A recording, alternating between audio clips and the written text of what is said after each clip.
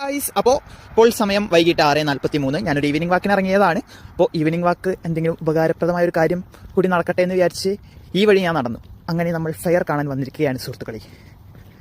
Fair എന്ന് പറഞ്ഞാൽ ഒരു ആൻറ്റി പ്രോട്ടോൺ അയൺ റിസർച്ച് സെൻ്ററാണ്. കാണാൻ പറ്റുമോയെന്നൊന്നും എനിക്കറിയില്ല, എന്നാലും നമുക്ക് അവിടെ നിന്ന് പോയി നോക്കാം. ഞാനിപ്പോൾ ഫെയർ ആക്സിലറേറ്റർ ഫെസിലിറ്റി ആൻറ്റി പ്രോട്ടോണിൻ്റെ ഫ്രണ്ടിലാണുള്ളത്.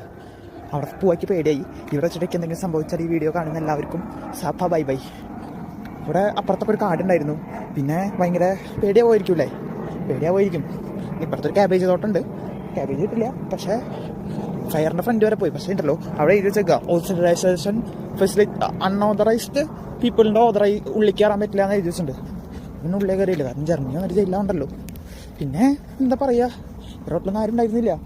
സീനാ.